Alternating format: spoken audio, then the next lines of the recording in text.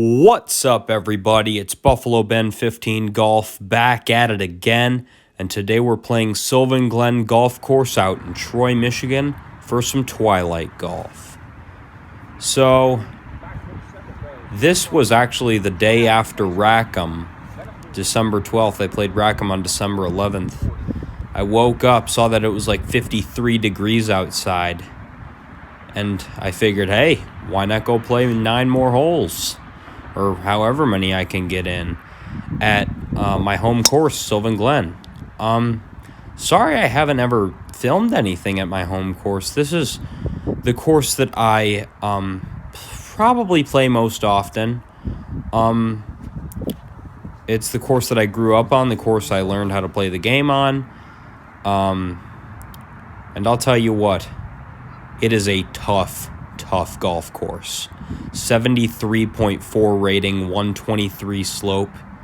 Yeah, it's really tough. And it's made tougher when you hit bad drives, but that was a pretty good recovery shot right there. A little really spinner fade there out of the mud of that tree stump or mulch circle that's not been filled in forever. But yeah, the course was soaking wet. Everything was muddy. Everything was so hard to judge. As you can see here, I absolutely red rocketed it past the flag on this one. What a terrible chip shot that was. Wow, that was terrible. Oh my goodness. So, back the other way we go. Sorry I don't have an angle of the pin here. But this is much better. I wouldn't say it's good, but it's much better than the last shot. Alright, so got a little bit of work to do for bogey here. Maybe 7-8 feet, maybe. And I certainly don't want to start off with a double. I have done that many times at this golf course. It has some very difficult starting holes. That made it. I think we can all agree that would have been in if not for that crazy foam pool noodle. Yeah, as you can see, there's puddles all over the course. It rained overnight, so all the holes were full of water, and the pool noodles floated to the surface. I apologize in advance for that. So, off to the second hole, pretty short par 4, 321 yards. I hit a 4-iron off the tee. I chunk it a little bit. The infamous kind of toe chunk. But I didn't chunk it bad enough to where it went into the creek. Well, we're at the drop zone, but we're not taking a drop. Yeah. Pretty odd spot to be for a second shot, right in the drop zone, you know. So, let's see how we can do here. I'm using pitching wedge,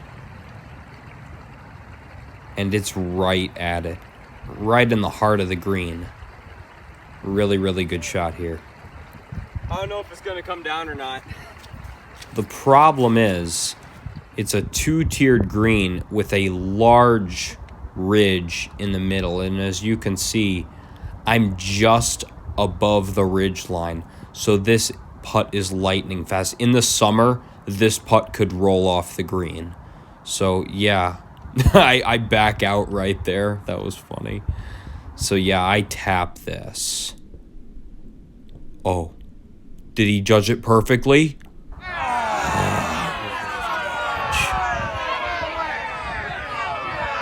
Wow. Yeah, and as you can see, look how far it rolled past. Let's at least make this. Come on. Oh my gosh. Went from birdie to bogey just like that. Oh, man. 73.4 rating, everybody. Have fun. Yeah. That's from the blue tees, though. I mean, if you want to play the whites, that's fine. It's like 69.5 from the whites. I don't know. All right. Another tough hole here. 434 par 4. Into the wind, by the way. Had to hit a boom drive there. That was clutch. I needed that. Boom! Oh yeah. That's how you hit a drive.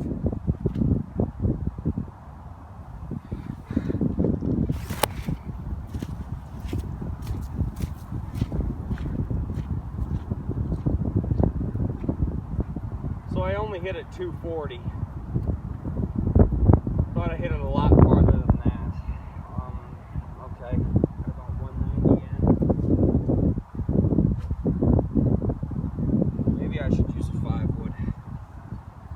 Gotta put away the ego. Trying to redeem myself with this 4-iron. It's only getting me into more trouble. Gotta use clubs I know I can hit. Play within your strengths is how I'm gonna get the single depths, guys. I can already tell this is. But yeah, just switching clubs right there. You know, I really did want to hit a 4-iron. I did not want to hit a wood into a par 4. I mean, I know it's 434, but still, I want to get to the point where I don't have to do that. But you know, with how badly I hit my 4-iron on 2, you know, I was scared I was going to do the same thing again. Like, I just barely got over that creek. Like, I think it's like 150 from the back tee to get over that creek. Yeah, I carried it by maybe 5 better than a yards. 4-iron 3/4 of the time. So was not going to risk that again. There's a big old valley in front of the green. I did not want to be in there, especially with how wet it was. I did not want to have to hit like a high flop shot with like squishy ground beneath me, because you know that can lead to chili dips and stuff. So I knew that was too hard. Hit a decent 5-wood, just rolled off the side of the green. This chip went a little far. So got a par putt, about 20 feet, I'd say, up the hill.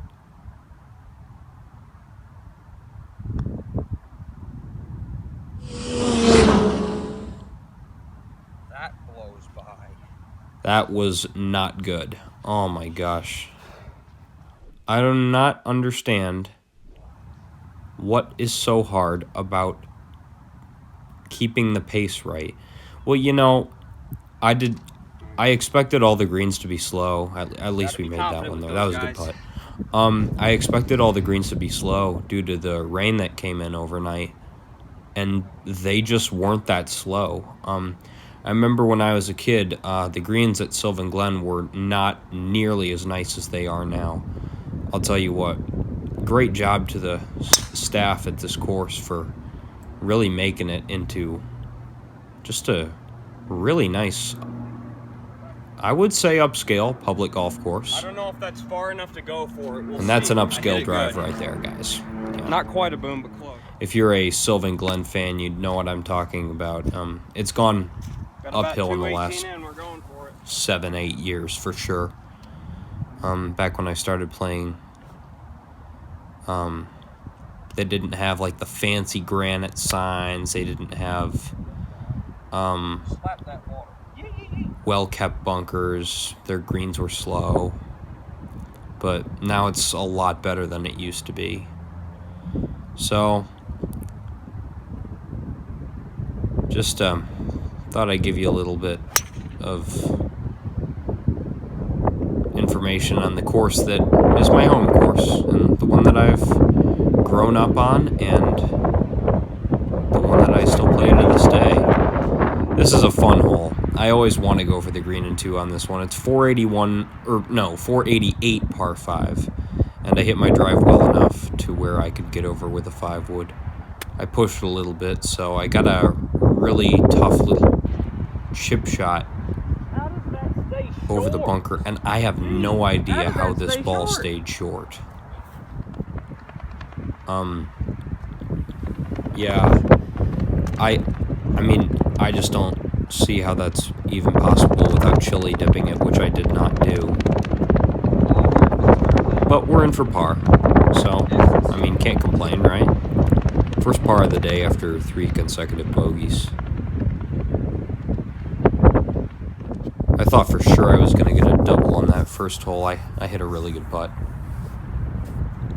So, off to the even more gettable par 5 fifth. This used to be a very long, like 460 par 4, but they lengthened it a little bit and thinned the fairway and put like a little wetland in on the right, on like the front right part, after the front right part of the green. So now it's a relatively easy par 5, and I hit a really good drive. The driver's been doing pretty well today, I'd say, so far, other than the first tee shot, which is always a little bit difficult, a little bit more difficult than the rest. Yeah, another terrible 4-iron. This club is driving me insane. I am going to practice my 4-iron ad nauseum at the range this winter, guys. I promise that I am going to just murder that club until that mental block of just chunking it every time is out of my head. All right. Compounding errors, really? A chili dip? What are you doing? Oh my gosh. Just yelling at myself from a month ago. Jeez. So, yeah, as you can see, I just step away for just a second, try to regather myself, try to calm myself down, because, you know, I need to, and it works. I hit a much better chip shot there, just didn't stand over it as long, just went up and hit it, nice and comfortable, and it worked out pretty well. So, par putt still. All things considered, we'll take this. And we capitalize. Come on, guys. I'm not going to let you down. There you go. I needed that. That's more like it. All right, so 2 pars in a row. We're 3 over through 5. I've had rounds, like, in the recent past, like, less than 2 years ago, like this season and last season, where I've started like 6 or 7 over on the first 5 holes on this course. And heading to the 6th hole, it's a really narrow tee shot, but I hit a really good tee shot. Nice little high draw, letting the wind kind of do the work with that 3-wood. So, right in the middle of the fairway, another really good drive. Yeah, this hole is really tight. I've seen a lot of my high school buddies from the team hook it into the road or slice it into the woods. There's usually always somebody in the group that is taking a penalty off their tee shot. So, about 135 in, I hit a decent wedge. Well, folks,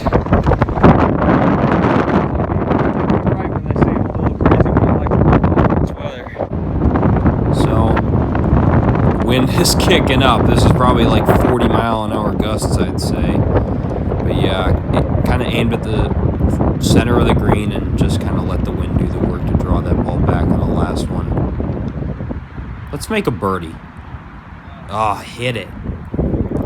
I mean, I'm just afraid the wind is just going to take it for a ride and have it never stop rolling. Because, I mean, when winds get this high, that kind of stuff can happen, so...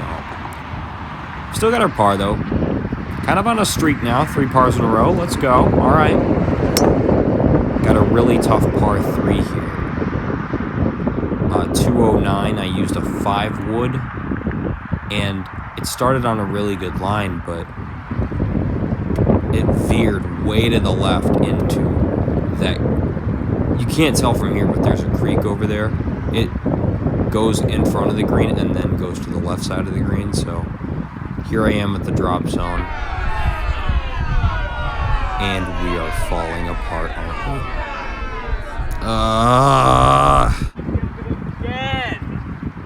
I have no idea what... Now we're to the point where we're playing golf swing and not golf. After I chili dip it twice now, that kind of stuff will get you really mad and get you thinking about swing mechanics when you need to be thinking about where you're going to put the ball rather than how you're going to do it. That's something I've also been trying to improve on. Again, second time, second try, much, much better. So a little tester there, as you can see, I got a little bit, I hesitated to pull the trigger there. But I got it, so we were sort of able to minimize some damage there after the penalty drop and the chili dip with an up and down, so we're not out of the woods yet, though. We got a 195-yard par 3, and that means a 4-iron, and this time it's over wetlands. And the one time I need to pure it, I do. Oh, man. Hot knife through cold butter right there, guys. That felt awesome. I finally hit a pure 4. And as you can see, the wind is kicking up even more. I got a monster putt up the hill. I didn't think I was as far away from the flag on my first shot as I was. So, really mammoth putt up the hill there, so didn't do that well with it, but let's see if we can do well with this one. Yeah, got it. That's a par. All right. Yeah, par on that hole feels good. Yeah. And here we are at the monster par 4, 9th hole, 445 yards. And I tee this one up extra high, trying to get as much distance out of it as I possibly can.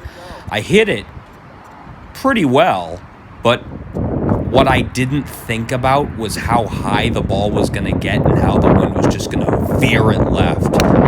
And I ended up not being able to find it over there, so taking drop 2, hitting 3 from there, just acting like it's lateral. Everything's lateral. That's usually the way we do it in school tournaments too. So decent little hook shot though to the edge of the creek here. Let's see if we can at least get up and down. I do not want to make a big number on this par 4. It's the last hole on the 9. We need to post a good number. Let's get up and down for a 5. That would give me plus 642. That's not terrible. And yeah, I had the distance, but I left it out to the right. Oh, wait a second. Oh! The one time where the pool noodle is not sticking out of the hole, that happens. Yeah. So, I actually missed the double putt back the other way, but then I got a triple bogey on that putt. Had to take it out of an aeration hole first, but, you know, it is what it is, guys. Sorry, but kind of threw in a blow-up hole there for you. I did not mean to do that, but, you know, that's what separates me from, like, the great players, like in high school tournaments, is that I have blow-up holes and they don't. So, there you go. So, the video is not going to end right there. I've got 2 more holes for you.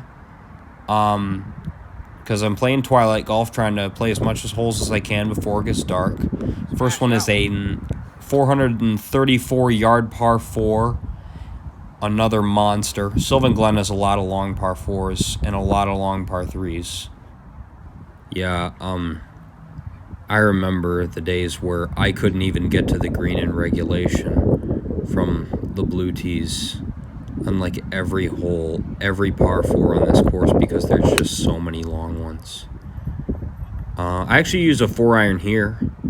That was actually a pretty good shot just now. So hit a good drive, good second shot.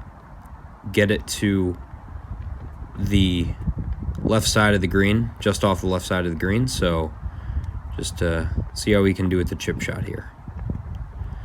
Chipping has not been all that good today.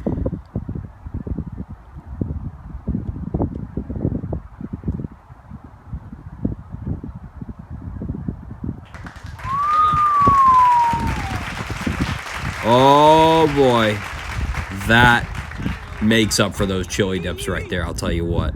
Oh man, we just got a par. Like that's not even, that's wedge worthy right there on the tap in.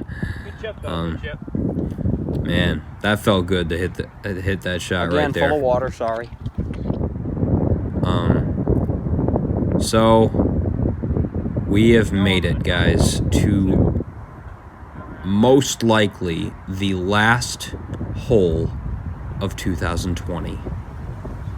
494 yard par 5. See how we do.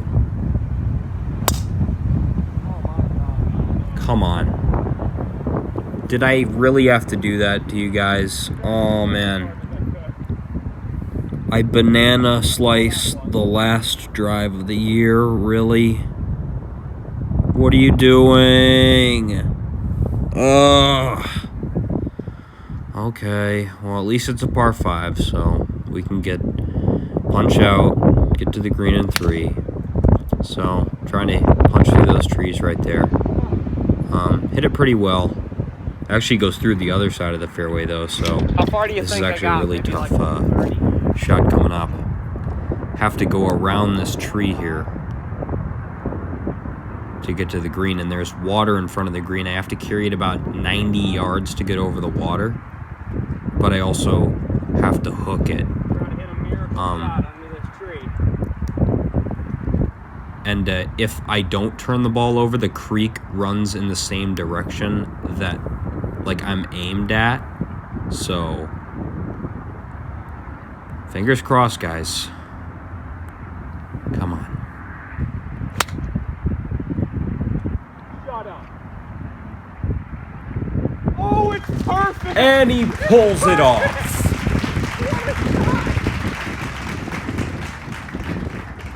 One last circus shot for you. Oh man, guys.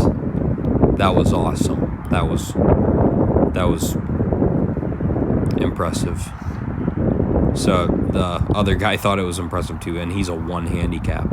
I think his name was Jake or James. I don't remember. But yeah, his irons were literally steak knives. That guy uses pure blades. So, all right. So I was glad he was able to see that. So, par putt.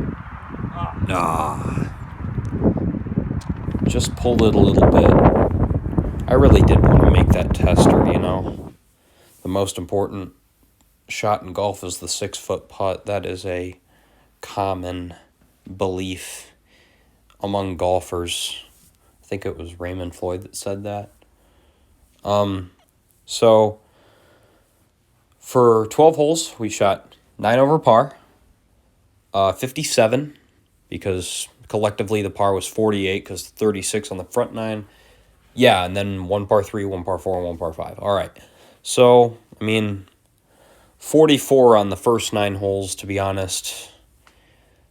I can do a lot better than that. You guys have seen me do a lot better than that. You know, that triple at the 9th hole was kind of a bummer. There's really no other way to describe it. I'm sorry about that. You know, I wish I could have kept it together a little better on that hole after the penalty. But I don't know. Maybe that made me a little jerky on the green because, you know, I knocked that chip way past and knocked the first putt way past. And so it is what it is. I can't change it now. I feel like as I went into like the fall, other than Oxford Hills, there were some rounds where I shot terrible. I shot 94 Hickory Hollow. I shot another 94 at a course called Mulberry Hills in Oxford. I never told you guys about that one. You guys saw Oxford Hills, but you never saw Mulberry Hills. I will definitely do a course vlog at Mulberry Hills. Excellent golf course. Check them out. They're another great Oxford golf course. Oxford has so many great golf courses. So they also have a really good golf team. Go figure. Anyways, guys, that's kind of how it went for me. I kind of peaked out in July, I'd say, this year with the Farmington Hills, the Breakthrough 77. I will never forget that day. 7/8/2020. Remember the day. That is the day that I finally did it, guys. I still can't believe that I was able to shoot 1 under par on the front nine. I'm sorry you guys didn't get to see that too. But hopefully I can keep my game current and keep my swing really nice and fluid, not let it get rusty and choppy over the summer. Who knows? Maybe I'll even put a few golf simulator, like indoor golf in there for you. If I ever get the chance to do that. But I don't know. It's kind of hard to find those opportunities now because COVID has kind of screwed a lot of things up. It's taken away a lot of stuff that we love. And to be honest, it's kind of a pretty surreal to think about when you think like that. I talk about like my best year in golf, like the year that I'm living the time of my life out there on the links is the same year that a lot of stuff is going to hell, chaos breaking loose, stuff like that.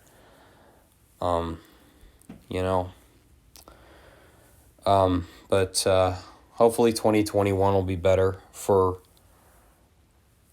both you all, life, the world, and hopefully my golf game too. But I do really appreciate you guys that you are willing to support me. I'm willing to support all of you. So thank you so much for watching. This concludes the golf vlogs for the 2020 season. I am so glad you guys were here to see all of them. Guys, thank you so much. I'm not saying that just to sound like a softie. I actually mean it. All right, guys. See you next time.